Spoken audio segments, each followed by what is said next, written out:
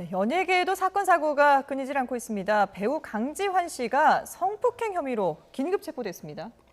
네, 그날 아마 강지환 씨가 소속사 직원들하고 같이 예. 회식을 했던 걸로 알려지고 있어요. 네네. 그런데 본인이 아마 집이 경기도 광주 오포읍이 있는데 아마 이 회식이 끝나고 소속사 여직원들하고 같이 집으로 간 것으로 보이고 예. 이제 술 자체를 처음에 회식을 때 많이 먹었는지 아니면 집에 가서 또 더 먹었는지는 모르겠어요. 예. 그런데 여성 둘인데 그 중에 한 명이 지인에게 문자를 보냅니다.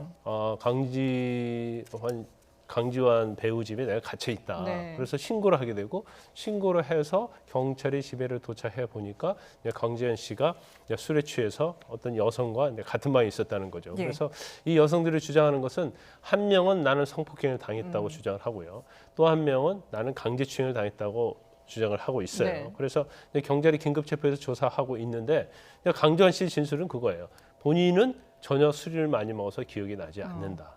이렇게 주장을 하고 있기 때문에 예. 일반적으로 가해자로 지목된 사람이 나는 술에 취해서 기억이 안 난다고 하면 사실 피해자 진술에 의해서 죄가 인정되는 경우가 대부분이거든요.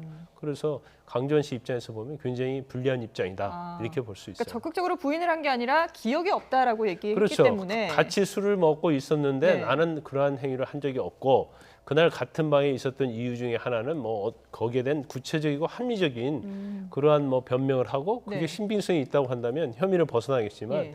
나는 전혀 기억이 나지 않는다. 그런데 피해자 측은 강지환이 우리에게 어떤 짓을 했다 이렇게 네. 얘기하면 결국 기억이 나지 않기 때문에 주장할 수 없는 거 아니겠어요? 그럼 피해자 진술 자체가 다 인정될 가능성이 크다 이렇게 보는 거죠. 상황 자체가 예. 이것이 자택에서 체포된 겁니다. 그렇죠.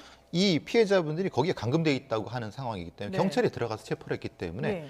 이거는 사실은 성폭행이나 성추행 사실에 대한 부분은 지금 이제 여러 가지 해바라기 센터에서 검사를 하게 되면 네. 이건 과학적으로 부인할 수 있는 상황이 아닙니다. 어. 왜냐하면 거기 상황이 분명히 사진도 찍었을 것이고 경찰이 현장 조치를 다 했기 때문에 네. 그러니까 본인의 입장에서는 모르겠습니다. 본인이 진짜 기억이 나지 않을 수도 있습니다. 네. 그렇지만은 여러 가지 상황에서는 이게 본인의 집 아닙니까? 그렇죠. 보통 이런 대배우 같은 경우는 그 안에 집 안에 또 매니저들도 계실 테고 여러 가지 보호해주는 어떤 관리하는 인원이 있을 네네. 텐데 본인의 술을 많이 마셔갖고 기억이 안 난다라고 하면은 일반 사람이면 사실은 혹시라도 모르지만 네. 배우가 그런다는 게 사실은 좀 이해가 되지 않지 않습니까? 근데 뭐 그게 배우든 일반 사람이든 사실 술을 먹고 기억이 안 나는 건 뭐 누구나 예, 그럴 수 그럴 수도 있습니다만. 있지만은, 근데 예. 지금 이 강지환 씨 진술 중에 또 좀 의문스러운 것이 술을 마셔서 기억은 안 나는데 깨어나 보니 이 여성들이 머물렀던 방에 있었다. 그러니까 본인이 잠은 애초에 다른 방에서 잤던 것 같은데 깨어보니 다른 방이었다. 여성들과 같이 있었다. 이렇게 얘기하는 걸 보니 근데 문제는 그런 그거 부분도 의문이에요. 이 여성분들은 자기가 감금돼 있다고 했거든요. 예.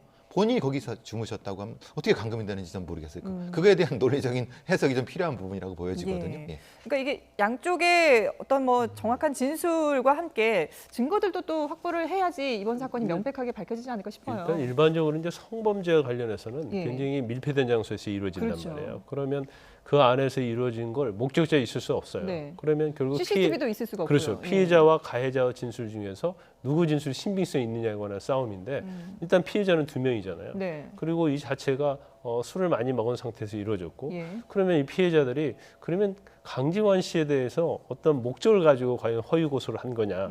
이제 본인들이 고소한 것도 아니잖아요. 네. 문자를 통해서 신고를 해달라고 한 것이기 때문에 이 피해자의 진술 자체의 어떤 신빙성 이게 굉장히 문제될 것으로 보이고 뭐 그 인터넷 봐서 이제 댓글을 보니까 예. 강지환 씨 뭐 팬인지 모르겠는데 굉장히 여성들을 비난하는 글이 좀 많이 있더라고요. 그런데 그것은 이제 사실관계를 잘 모르고 하는 얘기이기 때문에 네. 그렇게 섣불리 댓글을 단달할지 악플을 달면 나중에 이제 문제가 될 수 있고요. 네. 근데 결과적으로 원칙적으로 정말 그러한 행위를 하지 않았다고 하면 강지환 씨가 자기 변명을 해야 하는 거죠. 자기 예. 주장을 해야 하는 거죠. 네네. 근데 술에 취해 기억이 안 나니까 변명할 수도 없고 결국 피해자들 진술 자체가 처음에 어떻게 집에 가게 됐고 예. 집에 들어가는 때부터 어떤 행위가 이루어졌고 왜 강지환 씨가 그 방에 왔는지 그 방에서 어떤 행위를 했는지 더군다나 이제 피해자가 2명이단 말이에요. 네네. 그러면 과연 강지한 씨가 어떤 성폭행 시도했다 하더라도 이를 제재할 수도 있었지 않느냐 이런 의구심도 여러 가지 예, 있어요. 예. 그래서 그러한 부분들이 다투어질 것이고 예. 근데 긴급 체포를 했기 때문에 48시간 내에 영장 청구 여부를 결정해야 하거든요. 그래서 경찰 자체가 피해자 진술 자체가 너무나 신빙성이 있다 이렇게 하면 아마 영장을 청구할 가능성이 크다 이렇게 볼 수 있습니다. 예. 일단 강지한 씨는 지금은 유치장에 입감이 돼 있는 상태고 오늘 조사를 추가로 받게 될 텐데 이 부분 지금 두 분이 말씀하셨던 그런 의혹 부분에 대해서 좀 명백하게 경찰이 밝혀주기를 기대해 보겠습니다. 네, 지금까지 김광삼 변호사 그리고 배상훈 전 서울경찰청 심리분석관과 함께했습니다. 두 분 말씀 잘 들었습니다.